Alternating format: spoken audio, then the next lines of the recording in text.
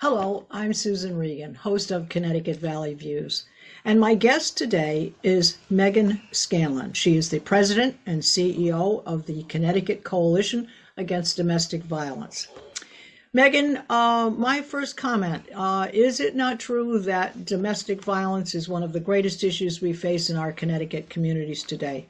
And that is why I wanted to provide you with the opportunity for our viewers on those challenges and how your department is addressing the increasing concern. First, what is your role in the agency? Well, thank you very much, Susan, for having me. Excited to be here and share some of what we do. My role as CEO is to oversee all of the strategic partnerships and the 18 sites that we have across the state and make sure that the services are high quality, make sure that we are also receiving the necessary funds to be able to run those services, whether they be federal, state, or private funds. And also really instrumental in shaping the statewide and federal policy when it comes to the voice of survivors across the state of Connecticut and using that voice at the federal level as well with our federal and state delegations. So that's just a little bit about the work. You had sort of mentioned, what do we see as the biggest issue? I mean, we see domestic violence in the state of Connecticut as a public health crisis that impacts 1 in 4 women, 1 in 7 men. That 1 in 4 women statistic is actually more than diabetes and heart disease combined. So, we think it's a really important issue that should be treated and dealt with in a very different way than I think we've treated it in the past. So you would say then that your objectives and your mission statement then is to increase the value of life within the state of Connecticut for those families who are facing challenges not only on a fiscal basis, an emotional basis, a mental statement. And it truly is one of the, I think, most critical things we have to do because it leads to other things. I mean, domestic violence can occur because of drinking and drugs, and now we have marijuana, and obviously involving children who have had a terrible time over the past 2 years with COVID, being shut in, not being able to attend school, not being able to participate or socialize with their friends. But then it can go full circle because you could have a family that 5 years ago was well established, doing well, able to meet their obligations and so forth. But then it turns into a nightmare. And now they turn to drinking and drugs rather than drinking and drugs being the initial issue. So tell us, what is the status of domestic violence in Connecticut? Is there a percentage of the population? I know you mentioned, you said it was 1 in 4 for women and 1 in 7 for men, but could you identify out of the number of people that we have population, how many people are actually affected by this? Sure. So, I think first and foremost, domestic violence, it's a complicated issue, and there's certainly every situation is really different. And so I do want to make sure that folks know that the services we provide are what we call trauma informed, and they're survivor driven. So they are going to be tailored to the specific situation that each survivor and their family finds themselves in. Connecticut has about 3 million people in the state of Connecticut. We serve about 40,000 individuals through our 18 sites per year. We run the statewide domestic violence resource hotline. We've had about 20,000 contacts over the last 2 years per year that we've seen in that regard. And we also know that those are only the people coming through our doors. So there are a lot of people that we are missing, that we are working to be able to make that outreach and that education and awareness available. So I think first and foremost, our mission is to build a Connecticut, build a world where no one lives in fear, right? So you think about your home, it's usually your safest place, your sanctuary. So we are really working very hard to address the fact that family violence is a public health crisis, just like gun violence and mental health and others. we are working very hard to get into communities, underserved communities, as well as non-traditional communities, to be able to educate and inform them of what domestic violence is and what it can look like within a relationship or within a family. So it's really, really important that when we talk about domestic violence, we are not just talking about intimate partner violence, between two intimate partners. We're talking about family violence and how that can occur in the home as well. I think to talk to your, reference to alcohol and drugs, I mean, we certainly see that there's an intersection between mental health and substance use. But oftentimes I think it's also used as a coping mechanism for those that are impacted by the trauma. So it's really important to understand that, the abuser or the offender is using over time a pattern of power and control in the relationship. So it's really important to realize that they may be coming to it from a variety of different angles. We certainly always talk about the fact that nobody is growing up saying, "Hey, I want to be a domestic violence offender or a domestic violence victim." That's not what's happening.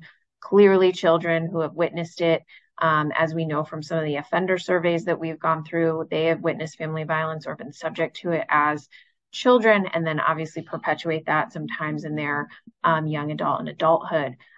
So I think the issue is just so much more complex than I think most people realize.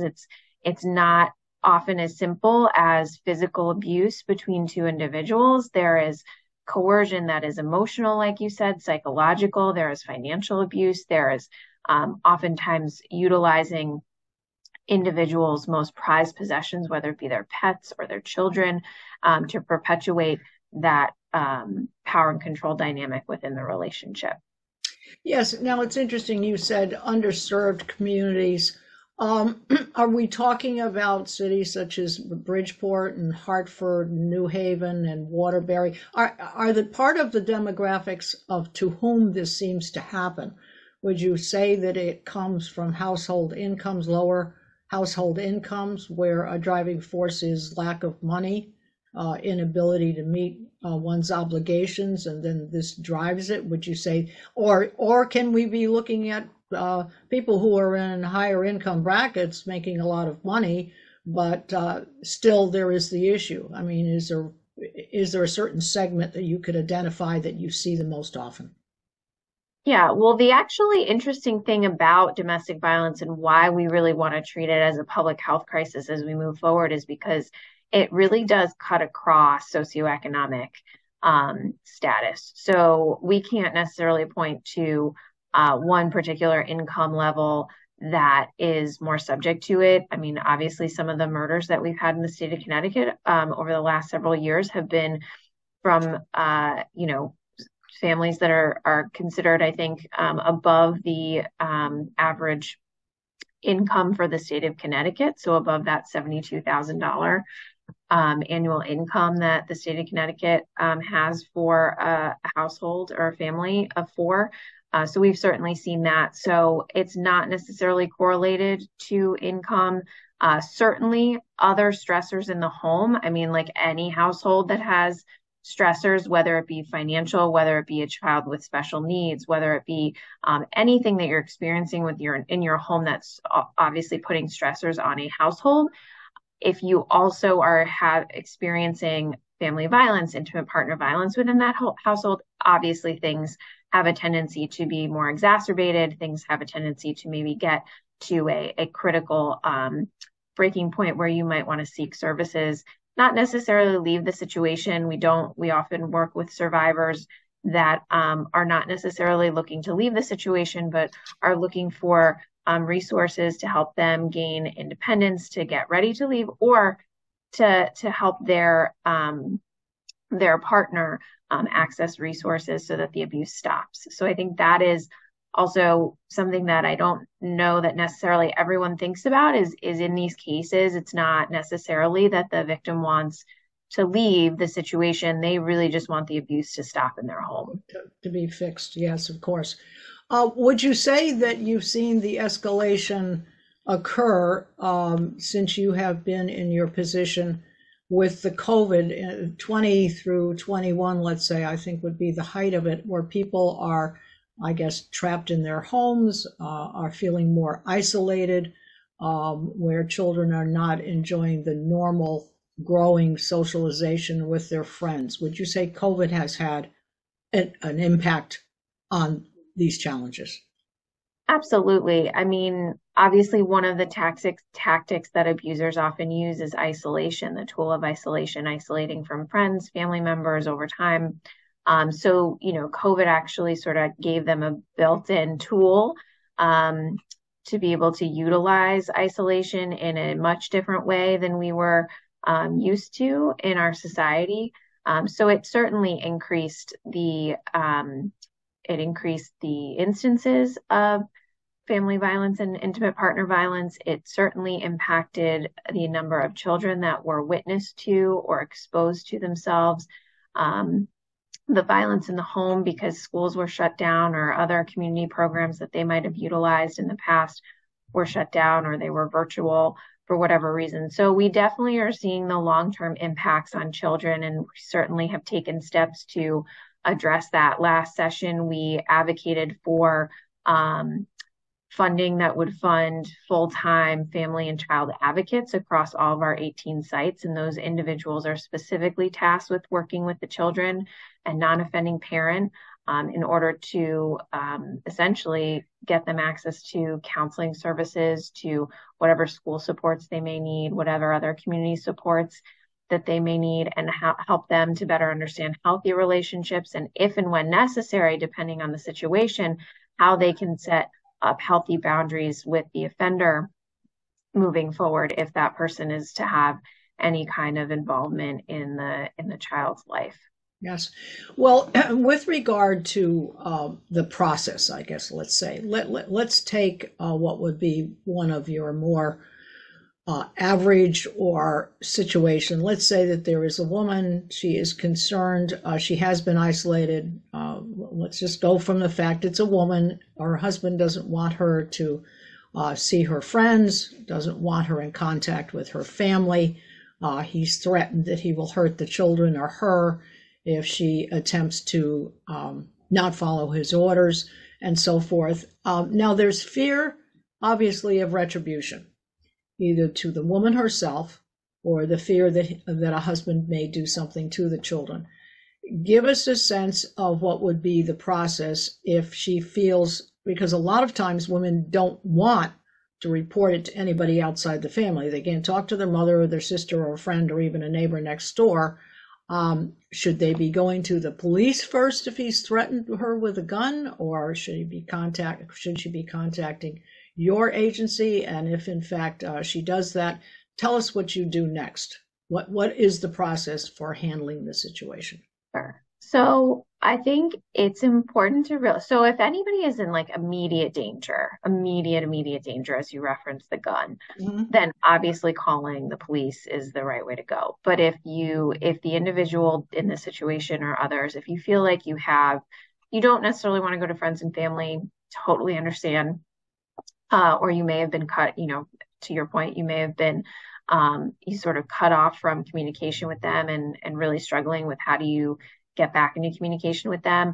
We have a 24/7 domestic violence resource hotline that covers the entire state. It's called CT Safe Connect. We have real live advocates that are available 24/7. It is free, it's confidential, and it's safe. And I think the most important piece of that is it's confidential. So you can call in and not even give us your name or very little information, and an advocate can sort of walk you through what you need to do next. So first and foremost, they'll sort of make sure that you're safety planning, what that may look like for you.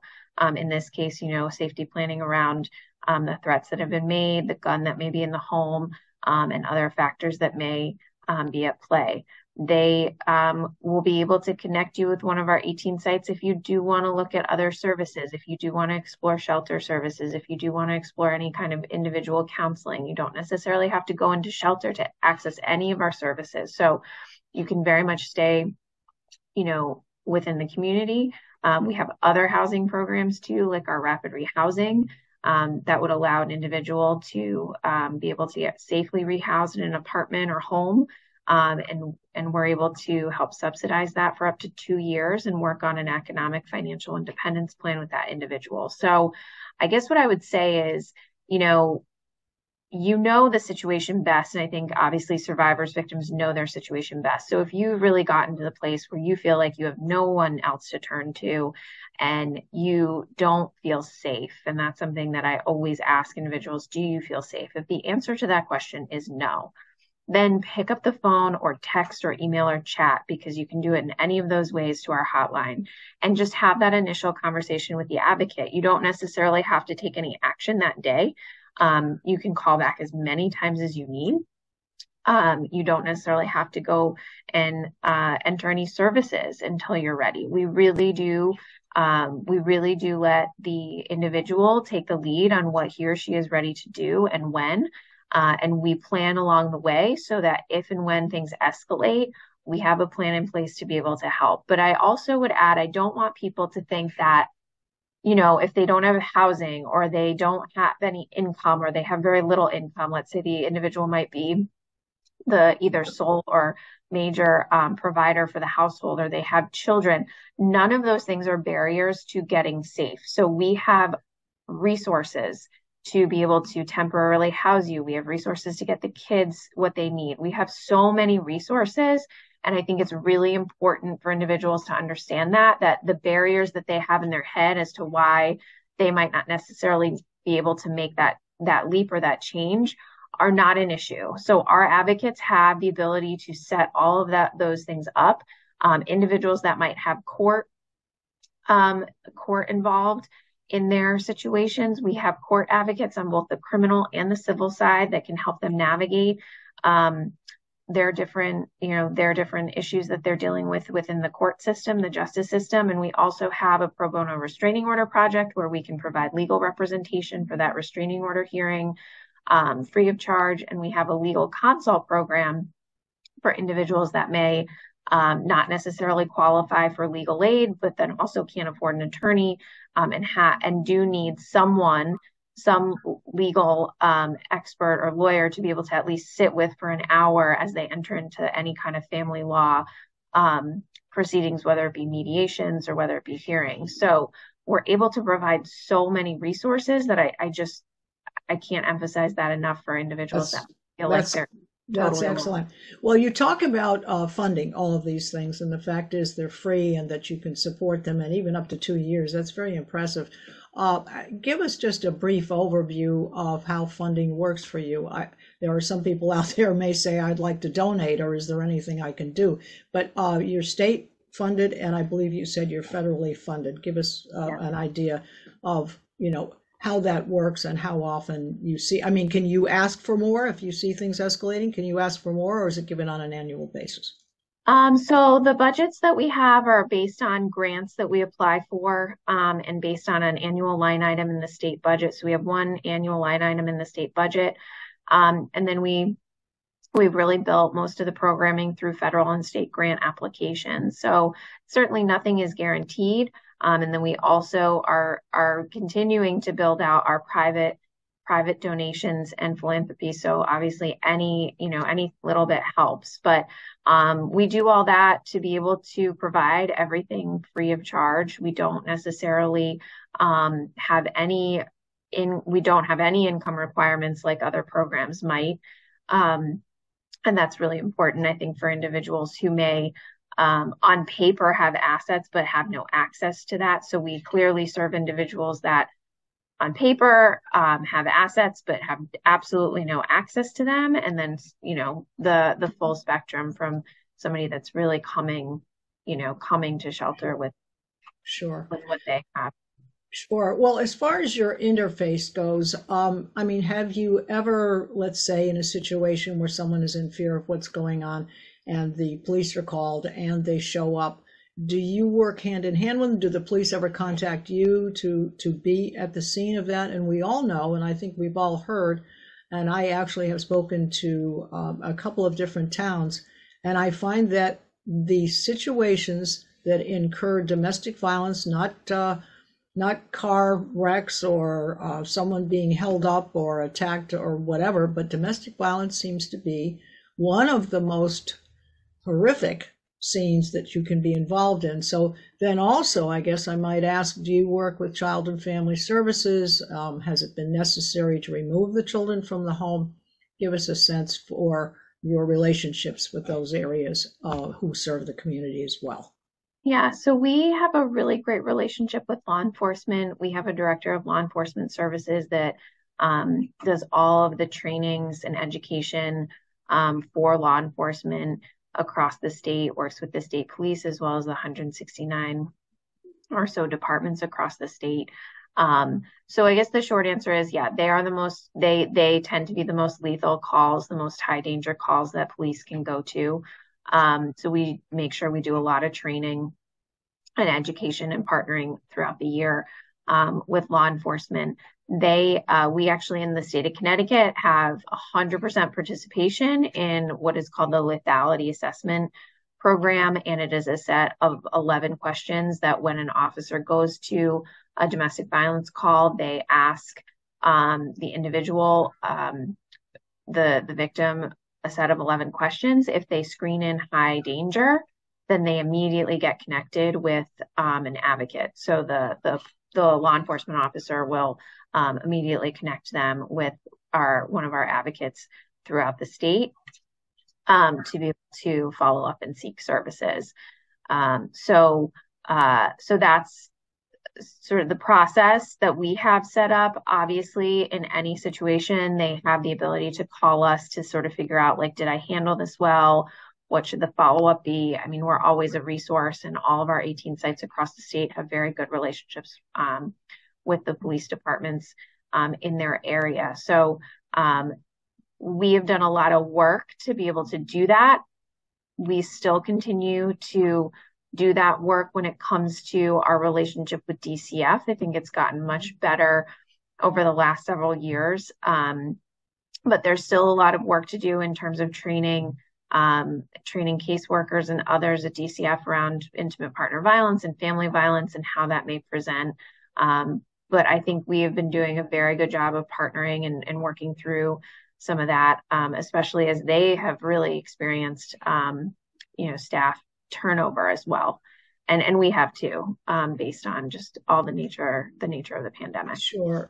Going back to the demographics, and I think you said 1 in 4 women suffer this situation at some point, and 1 in 7 men. When it comes to, we think of physical violence, men being supposedly stronger and so forth than women, but when it turns out to be a man, is it because he feels he's being harassed? Is it because she's threatened him with a gun? Give us a sense of that type of situation when he might report something. Is he in fear of his life, or is he just in fear of the quality of life that he's living? No, I think it is. I think, men experience this just like women. Obviously, I think societally we have, there seems to be a little bit more acceptance of violence against women than the other way around. But no, the men that we serve come with very similar fears, similar stories. Obviously, some maybe more shame around their stories in some respects, and we look to house them, and we don't turn people away from our shelters based on gender or any race, gender, sexual orientation, any of that. So we are fully accommodating. We accept anybody into our program. So, I mean, they would be treated with the same, the same level of care and services, and often come with similar concerns. Again, I think the biggest hurdle for men is a different type of shame than women might experience in these situations. And then, we'll work with them same way that we would with a woman, making sure that we've gone through whether or not safety planning has been done, whether or not they need a protective order. But all of those things still apply. Custody Certainly. with children. Sure. Yeah. Well, I think it's basically it's saving the family altogether.